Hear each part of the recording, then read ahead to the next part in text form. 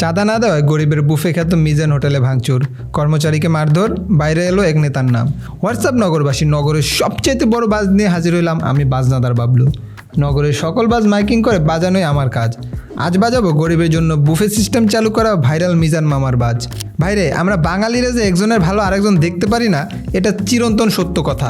বিদেশে যখন কেউ উন্নতি করে সবাই তাকে সাবাসি দেয়, আর বাংলাদেশে যখন কেউ ভালো কাজ করে তখন সবাই বলে নিশ্চয়ই কোনো ঘাবলা আছে।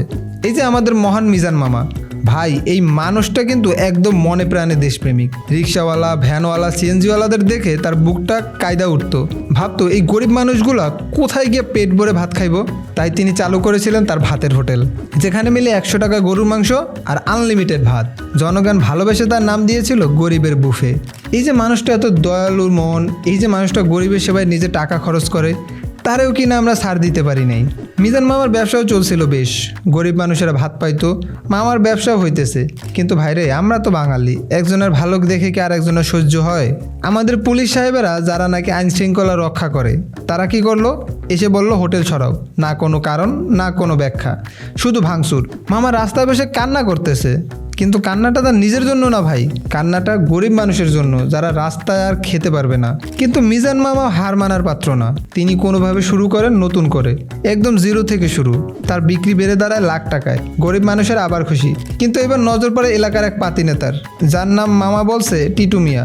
ভাই এই যে পাতি নেতারা, এরা নিজেরা তো কিছু করতে পারবেই না, বরং অন্যের ভালোও দেখতে পারে না। মিজান মামার দাবি এই টিটু তার কাছ থেকে 50,000 টাকা চাঁদা চাইছে। ভাবেন তো ভাই, একটা মানুষ গরিবের সেবা করতেছে আর তার কাছ থেকে চাঁদা চাইতেছে পাতি নেতারা। শুধু তাই না, মারধর করছে তার দোকানের এক বৃদ্ধ কর্মচারীকে, ভাঙচুর করছে দোকান এবং সাথে লুটপাটও চালায়। এই হলো আমাদের সমাজের অবস্থা। একজন মানুষ ভালো কাজ করবে, গরিবের সেবা করবে, আর আরেকজন এসে হয়রানি করবে। মিজান মামা জানায় তাকে মনে হয় আর ব্যবসা করতে দিবে না। সে দোকানটা খুলেছিল গরিবের সাহায্যের জন্য, সেটা মনে হয় আর হবে না।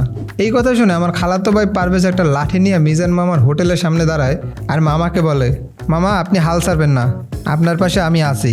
আপনার মতো দয়ালু মানুষদের দরকার এই সমাজে, তেমনি নগরবাজেও দরকার আপনাদের সাপোর্ট। আপনাদের কাছে নগরের সকল বাজ পৌঁছে দেওয়ার জন্য। তাই সাবস্ক্রাইব করুন নগরবাজ, লাইক শেয়ার করে পাশে থাকুন নগরবাজের।